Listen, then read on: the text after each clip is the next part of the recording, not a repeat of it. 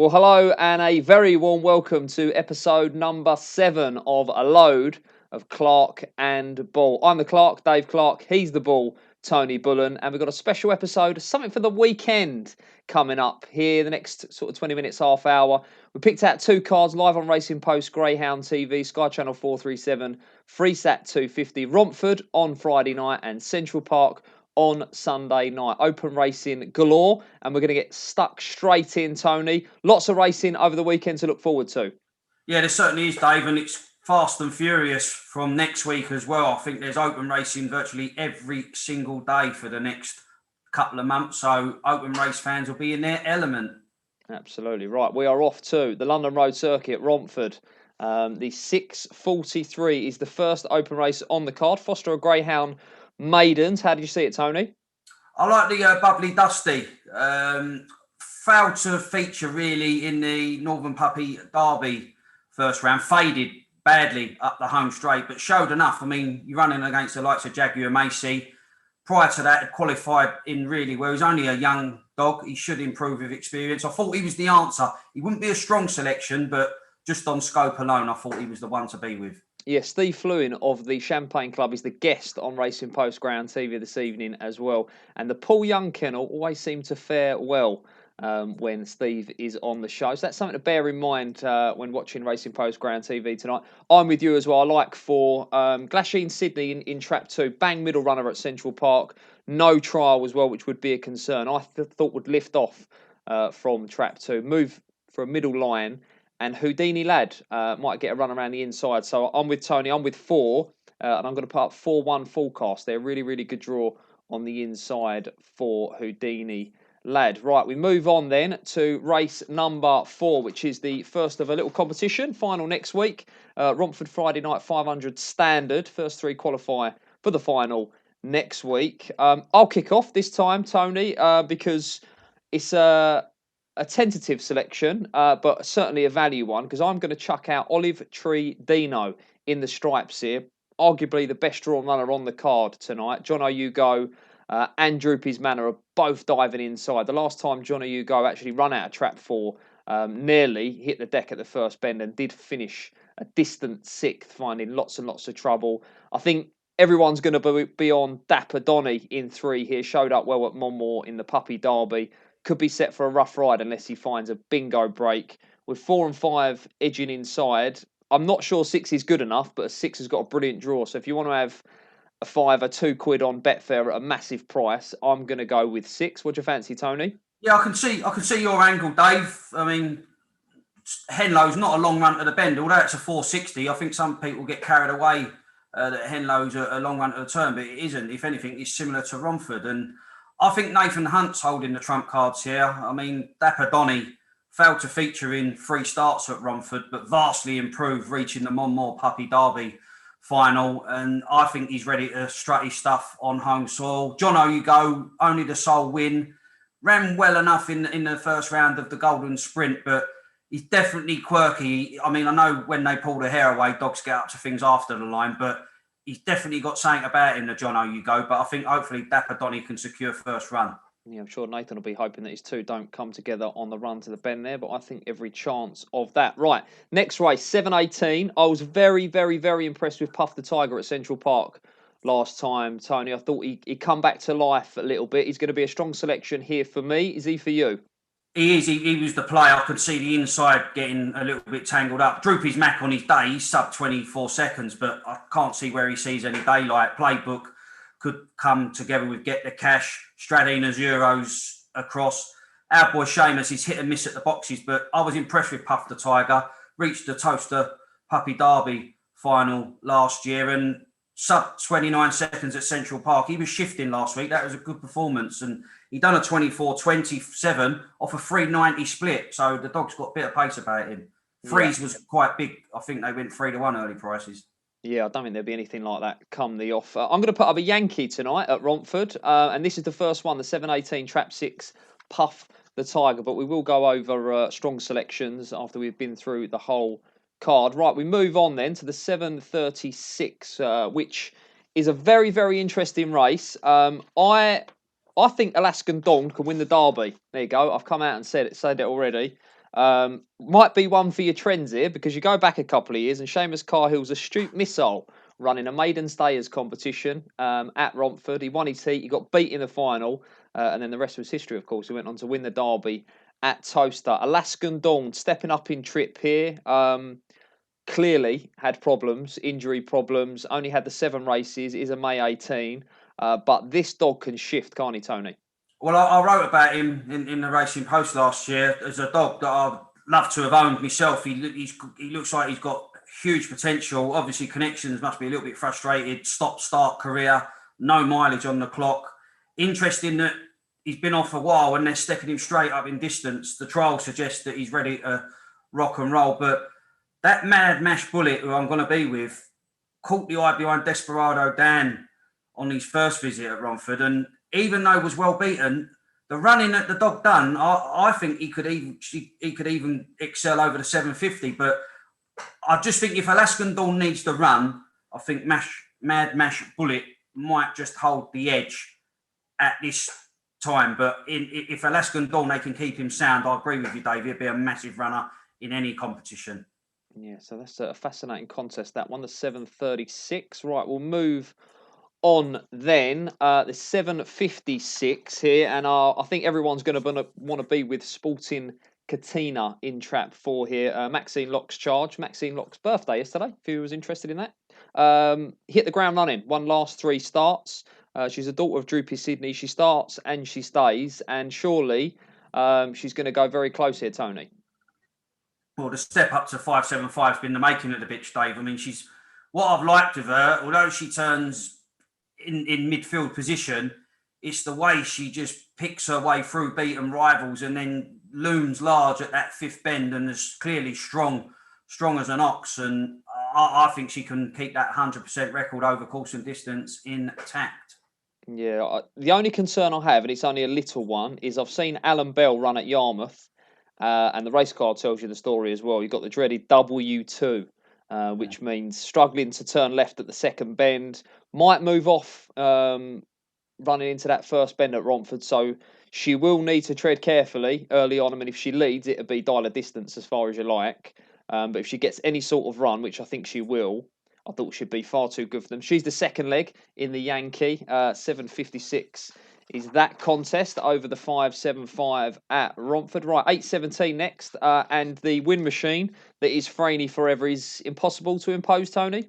In his current mood, Dave, the dog's absolutely flying. He's 6 on the spin. I think he's only ever been beaten once in a sprint at Romford, and that is by the dog that opposes him tonight in trap 4, Bogside Drama. So could be interesting if anyone's going to land a knockout blow. It could be Bogside Drama, but if Franey Forever, he's been coming away like one of what I call them hand slip exits from the boxes, Dave, and it's going to take a good one to beat him in his current mood. Yeah, big catapulting from the box. It's hard to oppose Franey Forever there. Certainly, if you want your multiples tonight. Not in my Yankee, but will be in plenty of other people's Yankee. Right, the next race, 8:38, is the maiden final. We saw the heats last week on Racing Post Greyhound TV. The final is at 8:38 tonight. How do you see it, Tony?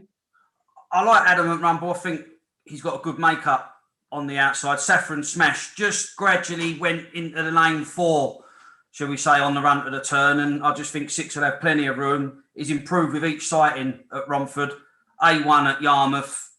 It wasn't a strong maiden event in the first instance, and I think it's an excellent opportunity for Jane Crask's Yarmouth Raider. Yeah, not much to add really there from me. Amen to that. Right, this is a fascinating race. This one coming up, which is the 2nd final on the card, the 8:54 race 10, Romford Friday night, 500 bitches final. Let's get your view first, Tony. Who do you fancy? I'm with Infield Casey, and I thought Infield Casey was a good thing last week.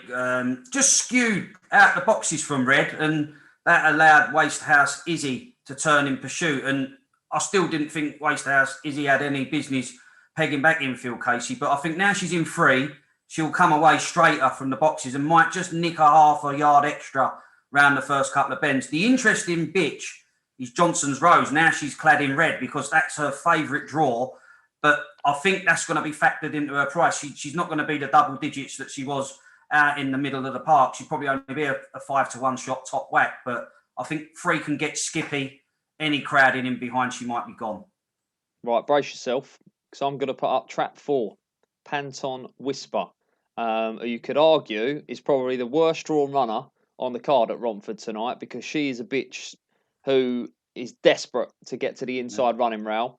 But being out in 4, she might find a start. I still don't think she's got the early to clear if she finds a start, but she doesn't need to lead. If you can go back and watch the heat last week, she did a hell of a lot of running just to qualify. Prior to that, she was a winner from off the speed, and she nearly won the time before that, fetching in Mohawk Bob, beating just ahead there. I actually backed Underground Aero last week, and I'm not going to say that she was a lucky winner, but I felt I was a little bit lucky to be drawing, because she went smash and only just made the bend. And I thought, if she hadn't have gone smash, I would have done my money there. So, not a lucky winner, but I felt quite fortunate that we got the smash. I didn't expect her to get the smash, but she had the draw with, as you say, Johnson's Rose heading inside, who's got trap 1. Infield Casey in 3 will look to the inside. But again, another one, if you just want to play, your 2 quids, 5s, 10s on Betfair at huge prices, because Panton Whisper will be double digits easily from this draw. Easy. Could be 20-1 on Betfair.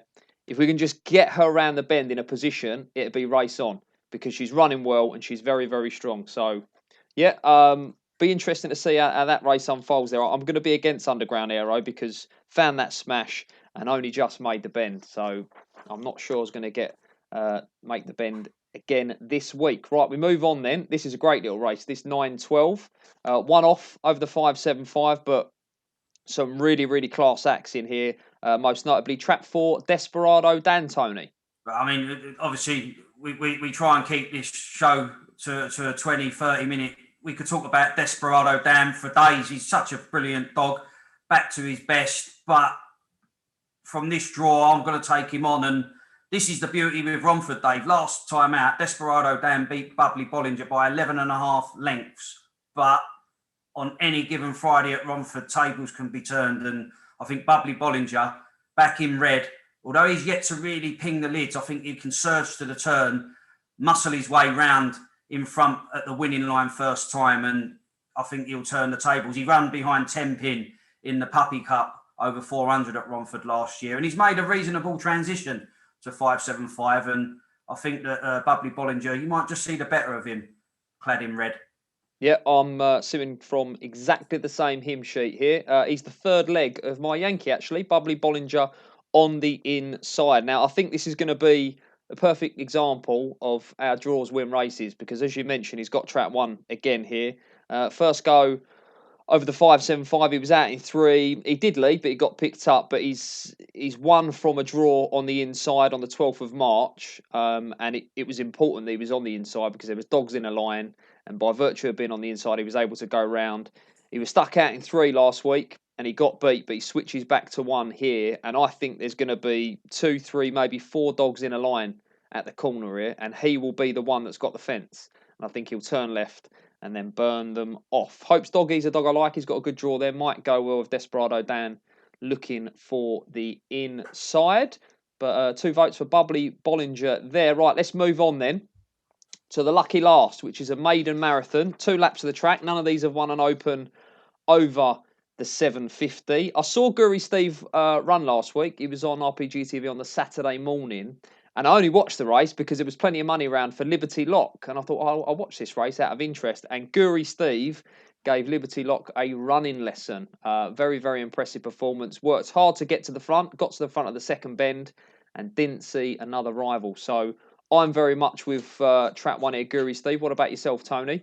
Yeah, I'm with Guri Steve. I think you're right. I think a few faces fancied Liberty Lock last time out, but just didn't take part. And Guri Steve broke their hearts. It was a dog. He's burnt my fingers a few times. He ran at Perry Bar, and I looked at him running on. I thought, wow, can't wait for this dog to step up in distance. And he ended up going to Romford, and I backed him very first time out. He was in an open. I've got double digits on the machine, and he just never took part. And then all of a sudden, he just clicked from this year, from the start of 2021. He just got the penny dropped. He done 35.49, 35.60, back-to-back wins S2, S1.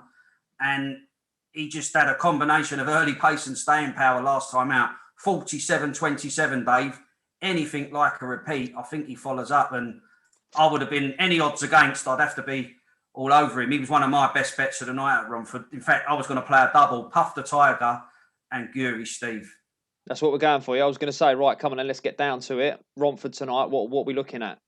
So yeah, Puff the Tiger, I thought had a good make-up with a little bit of a better exit. He's not always foot perfect at the start, but even if he does miss it a beat, that inside crowding could give him another out. And if he's handy off that second bend, I think his second to third pace could also serve him well. And Guri Steve, if he does what he did last week, he should go on to win. Yeah, right. So Tony's going with the double. 7.18 trap 6 Puff the Tiger and 9.28 trap 1 Guri Steve. I'm going to be a little bit more adventurous and put up a Yankee. Puff the Tiger in the 7.18. Sporting Katina in the 7.56. She goes in trap 4. Bubbly Bollinger in the 9.12 trap 1. And the 9.28. Guri Steve both aboard that one in the lucky last at Romford. That's Romford Friday night, live on Racing Post Greyhound TV.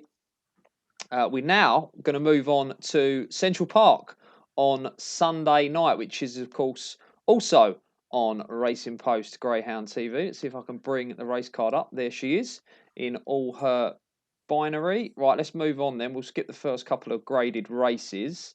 And, right, I'll jump straight in here, Tony, because I like one in the first open race. Is a maiden, but I don't think it'll be a maiden for long. Dave Mullins' Prince of Troy really caught the eye on the 10th of March up at Newcastle and behind Maximum Security. I thought he did a lot of running. I think he can lead here. And I think he'll win 29.20. Good intro trial last time up on the 21st of March. Are you with or against Trap 6 here? I'm with, but I'm not as confident as you say. I think it's an interesting race.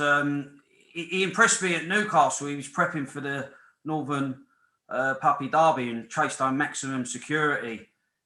Didn't quite feature in the event proper, but beat Jed's boy, Kennelmate, in a recent trial in 29.20. The Hove dog in trap 1, Mineola Hardy, has got some reasonable form in top grade, but Amazing Lad might just take the ground of that particular rival early. And I just think Prince of Troy might, if he could just get loose out wide, he's ready to open his account, Dave. Yeah, absolutely. I'm very strong on Prince of Troy, but do look out for Mineola Hardy on the inside there. Nora McAllister, a kennel to always keep an eye on at Central Park. With their raids, they tend to fare very, very well and at big prices. Right, next race is a sprint. It's quite a fair sprint though, Tony. Talk to me. Yeah, it's a good sprint. I mean, they probably take turns in beating one another. You could put this race down a few times. Moaning Blake, Darren Whitter must have been delighted with his fella. Won the heat and final of a competition. 16.25 in the heat, 16.10 in the final. But I like King Bruno. I mean, finished behind King Sam in that British bred sprint final at Nottingham on Monday. He ran behind Jurassic Brett on the 14th of March and won the very next day the heat of that competition at Nottingham. He's not what I would call a natural sprinter like a lid pinger, but I think the outside trio, Jurassic Brett, held on well to make a successful reappearance, and he's what I call a strong running sprinter, he's King Bruno, and I think he can up the home straight. As they straighten up for home, I think he'll have all the power to go on and land this particular event. Okay, I didn't really have a strong selection here, but I quite like Jurassic Brett in trap 5. I think can come on for the run. We'll see how that one goes. But Tony with King Bruno. Right, this is an interesting race, Tony. This one. I'm very drawn towards trap 6 here. Not Too Late, who's a half-brother to Ice on Fire. Watched the trial at Monmore, and Kevin Hutton's charge just got lost all over the place, but certainly got speed. You don't dip under 16 seconds in a sprint trial at Toaster if you can't run a little bit. Got beaten a length and a half by Lights Out, who's a nice bitch of Kevin Hutton's. I know she's on her way back from season, but she's still got a touch of class about her. And I'm quite happy to take a chance here on the outside. Must give a mention to Grand Slam champ in trap 1 here, who's owned by darts world champion Gerwin Price. So it'd be interested to see how Tony Taylor's charge goes on the inside. Looks a likely leader, potential leader on the inside, but I'm with 6. How do you see it, Tony? Six is an interesting. Whenever you're looking at a card, whenever I'm pricing up a card, you're always looking at the newcomers, seeing if there's any Irish form. There isn't, but Kevin Hutton, he knows what type of dog to take at any track, and particularly Central Park. He does brilliant with his runners at Central Park. And Not Too Late looks an interesting newcomer, Dave. But the only thing is, if you can't beat Lights Out in a sprint, then you must lack a yard of early. So I was going to stick with the informed local, Leon Nebula, even though there's a little bit of pace on his immediate inside with Reggie Trend and the Grand Slam champ. But I think Leon Nebula has shown that he can come from just off the pace to win in 28.94. So I'm going to stick with the informed local here. For Big Bob Patterson, it's got to be one of the tallest trainers in the country as Big Bob. Good luck to him with his runner there in trap 3. Right, Springbok time. Kern Sports Springbok semi-final, the 7:36. How do you see it, Tony? I'm very much with 5. Seaglass Smoke. He looks a class act and the dog to beat. I've been impressed with Droopy's Rex, who's a very slick hurdler, but I can't get away from 5. No, I put 5 up in the paper as a potential star of the future over the hurdles. He won on debut at Crayford. All right, admittedly, didn't beat a great deal, but you can only beat what's put in front of you on the day, and he did it very, very well. And he hasn't put a foot wrong recently. It was a penalty kick for him in the first round, but you've still got to jump the flights, and he's put up the time. This is his toughest test to date. The best jumper in the event for me is Droopy's Rex, who was a regular frame hitter at Nottingham, graded. Probably one of those that tend to finish second or third more often than winning, but he ran behind No Man's Land Flyer in heat and final of the county hurdle in December. And Dave Mullins, who's renowned for having a good hurdler, has really got the best out of this dog. Toolmaker Daddy, we must mention, won the 2019 Juvenile Classic at Tralee, went deep in the 2019 Irish Derby, and I think was third in the Michael Fortune Memorial Plate at Shelbourne last year. So I think 5 will pass this. This is probably his toughest test to date, arguably, but he's clearly the one to beat for Pat Jansen's, Dave. Yeah, absolutely right. We'll move on then. 7:56 is the next contest, which is a maiden over the 480 metres, the 7:56. I am going to be with Anniversary Girl here, who's a Puppy Oaks semi-finalist at Shelbourne Park. Again, another one of Kevin Hutton's that was all over the place in her trial, but she's got bags of speed. She's got a touch of class about her.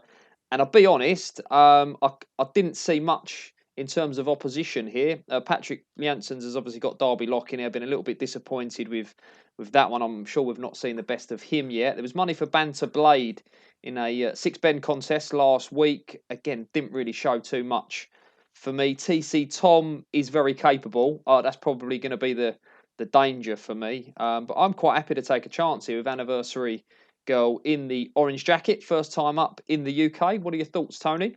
Yeah, no surprise, obviously, if you fancy a Not Too Late, and Anniversary Girl's beaten Not Too Late at Monmore in a good trial. Again, one to keep an eye on, but there's not a great deal of early in this race, Dave, and I saw Deadly Donut make a successful reappearance in a D1. Ballyoak Wilmer had stolen a march, and Deadly Donut really tore after the leader to get there. Obviously, a dog that's had a couple of issues, but both winning form in A1 grade, and I thought wouldn't have anything to fear from 1, 3 and 4 on the run to the turn, and if getting on the skin might be difficult to reel in. There is a race in Derby Lock. I'm going to keep backing this dog if he's sent off double digits. Yeah.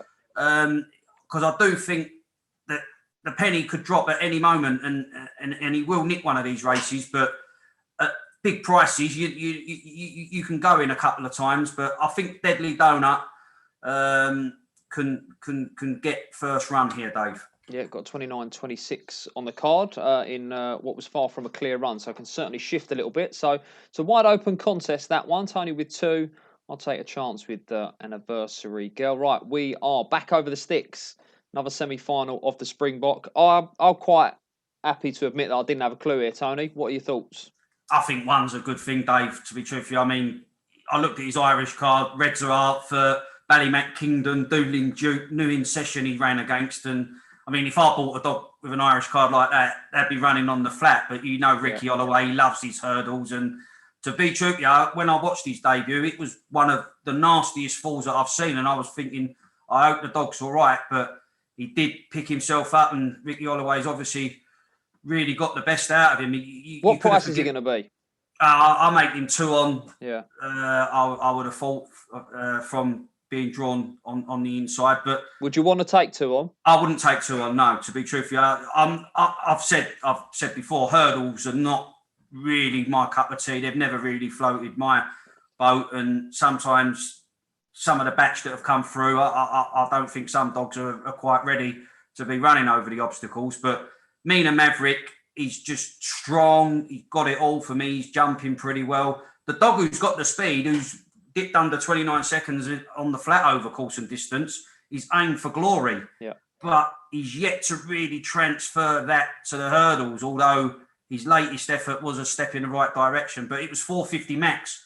Showed really good fractions to halfway, Dave, but Mina Maverick had all the answers, and I think one priced accordingly should book his place in the final here. Yeah, I'll be watching RPG TV on Sunday night, but I might be putting the kettle on for that race. And not really any interest in terms of a wager for me there. But yeah, good to see Mina Maverick doing his thing. Right, here we go then. 8:38, back over the flat. The Wind Machine, Doris Jet, lines up here. He's back. He's been off the card for the Kempton boys, who are very vocal on Twitter as well, 1 or 2 of them. But he is a win machine, 12 wins from 26. But he's a dog that I like to see drawn towards the inside, Tony. He's got winning form. He's got form over the course and distance at Central Park. Can he win from trap 3 here?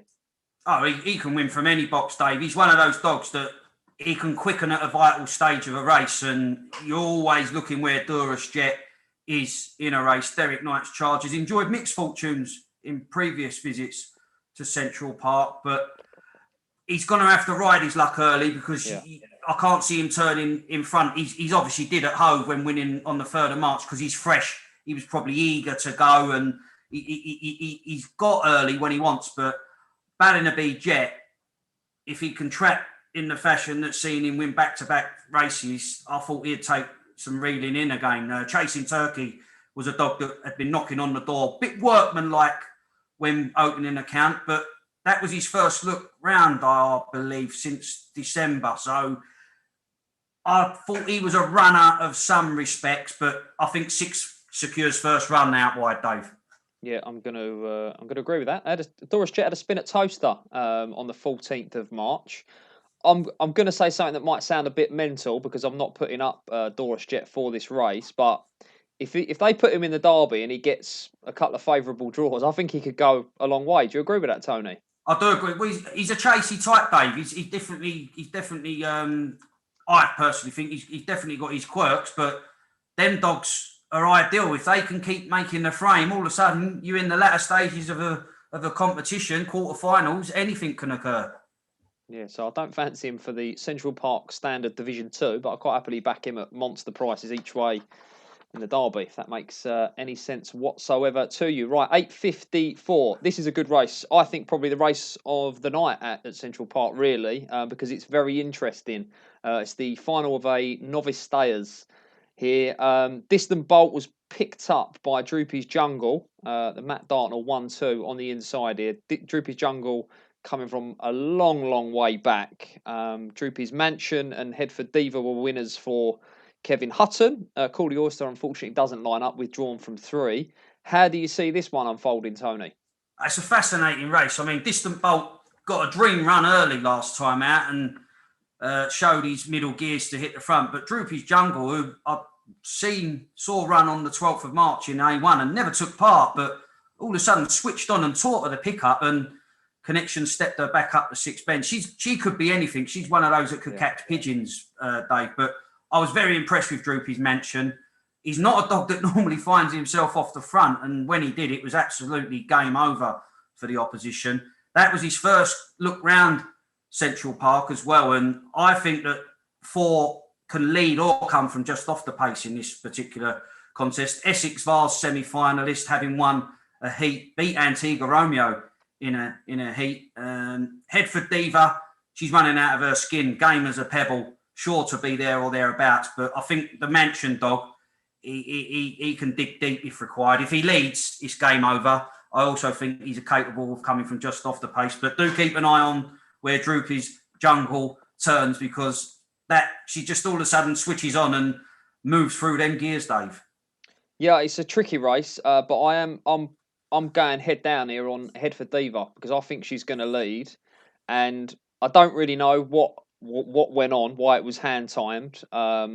She's put up 39.90, and that puts her sort of 2 lengths behind Droopy's Mansion. But the fact it was hand timed, I'll throw the clock out the window. I'm not really interested in that. I think she'll lead, and then I thought Distant Bolt might cause a bit of trouble here because he's got one. It's a short run to the corner. He doesn't want to be in one. He might move off. He could make the race with Droopy's Jungle because if he moves off and there's carnage, then two might be handy with a lap to go. But I think five can escape, and then catch me if you can. I think Droopy's Mansion will be favourite. What sort of price do you think the four will be, Tony?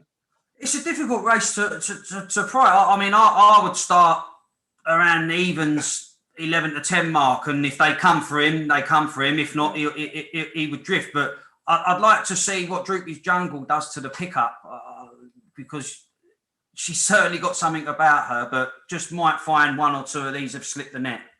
Yeah, fascinating contest. But I'm head down, head for Diva off the front. Catch us if you can. Right, 9.12 then. Right, I'm going to stick with the main man, Kevin Hutton here. Trap 5, Sign It Siren.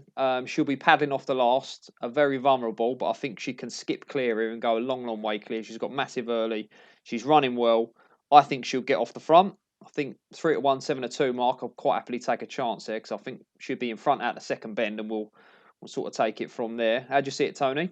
Yeah, when I first picked the race up, I was all over 2. I'm still going to be with 2, but then I realised it was a 480. If this would have been a 500 metre contest, I'd have been quite strong on Doolin Princess. Slow Lane Penny's probably outclassed on all known form. Burko's Dream's running well, but I just thought if 2 could control the inside, ran well behind Easy Eyes over the 480. Queen Dolly finished third in quest to defend that British Breeders' title at Nottingham on Monday. But Doolin Princess, she stays well. She's got that flicky tail action, but she's always had that even when she runs in Ireland. And I'm disappointed it's not 500 metres, but I'm still going to be with Doolin Princess. Yeah, she did run well. I think the dog that beat her last week, Magical Silas, I think looks a really, really nice type. So that's not bad form at all. But I like Sign It Siren there off the front. Again, another one. Catch me if you can. Right, the lucky last then. And the last race we're going to preview on something for the weekend. And Mr. Bullen, you have the honour. Yeah, one of my best bets of the card, Dave. I'm hoping for a bit of value price. Ballina Be Lucky for me. Reached the Kent Derby final over course and distance. I think it was third to Kilara Lion in that particular event. Golden Sprint finalist recently. I just think Lenson Whelan, as a good servant he is, I just think Ballina Be Lucky drawn just one lane off the fence can lead here. Forrest Allen's not quite producing the form that saw him win the Kent Derby in his prime. Ballyregan Ravens made a reasonable start in a couple of races. King Louis was impressive when winning the Nottingham British Breeders on Monday. A bit of a scrappy race. And Troy Firebird, we all know how good Troy Firebird is, but he comes into this race fresh. And I thought if Ballina Be Lucky was 4 to 1 or bigger, I'd have to be getting stuck in, Dave. Yeah, so that's going to be the price, yeah? That's the magic number, 4 to 1.